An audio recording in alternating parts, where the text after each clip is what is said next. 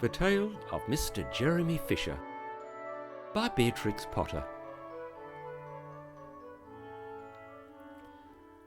Once upon a time there was a frog called Mr. Jeremy Fisher. He lived in a little damp house amongst the buttercups at the edge of a pond. For water was all slippy, sloppy in the larder and in the back passage. But Mr. Jeremy liked getting his feet wet. Nobody ever scolded him, and he never caught a cold. He was quite pleased when he looked out and he saw large drops of rain splashing in the pond. "I will get some worms and go fishing and catch a dish of minnows for my dinner," said Mr. Jeremy Fisher. "If I catch more than 5 fish, I will invite my friends Mr. Alderman Ptolemy Tortoise and Sir Isaac Newton. The alderman, however, eats salad." Mr. Jeremy put on a mackintosh and a pair of shiny galoshes. He took his rod and basket and set off with enormous hops to the place where he kept his boat. The boat was round and green and very like the other lily leaves. It was tied to a water plant in the middle of a pond. Mr. Jeremy took a reed pole and pushed the boat out into open water. "I know a good place for minnows," said Mr. Jeremy Fisher.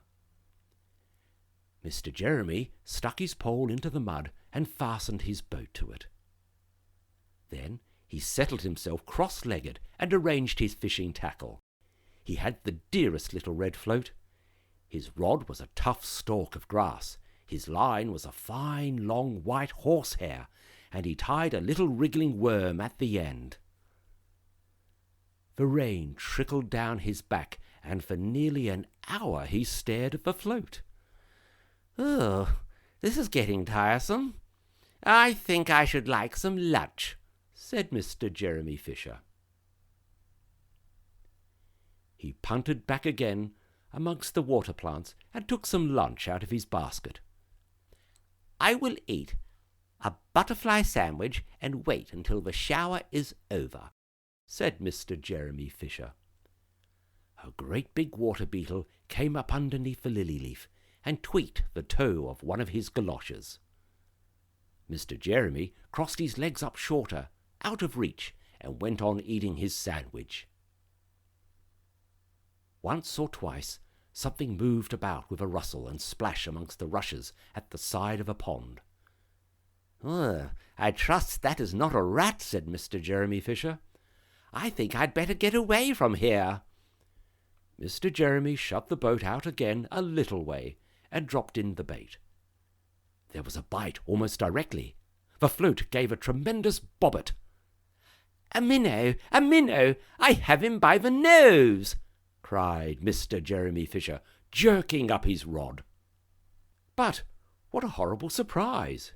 Instead of a smooth, fat minnow, Mr. Jeremy landed little Jack Sharp the stickleback, covered with spines. The stickleback floundered about the boat, pricking and snapping until he was quite out of breath. Then he jumped back into the water, and a shoal of other little fishes put their heads out and laughed at Mr. Jeremy Fisher. And while Mr. Jeremy sat disconsolately at the edge of his boat, sucking his sore fingers and peering down into the water, a much worse thing happened. A really frightful thing it would have been if Mr. Jeremy had not been wearing his mackintosh. A great big enormous trout came up, kerplop, with a splash, and it seized Mr. Jeremy with a snap. "Ow, ow, ow!" And then it turned and dived down to the bottom of the pond. But the trout was so displeased with the taste of a mackintosh that in less than half a minute it spat him out again, and the only thing it swallowed was Mr. Jeremy's galoshes. Mr. Jeremy bounced up to the surface of the water like a cork and bubbles out of a soda water bottle, and he swam with all his might to the edge of a pond.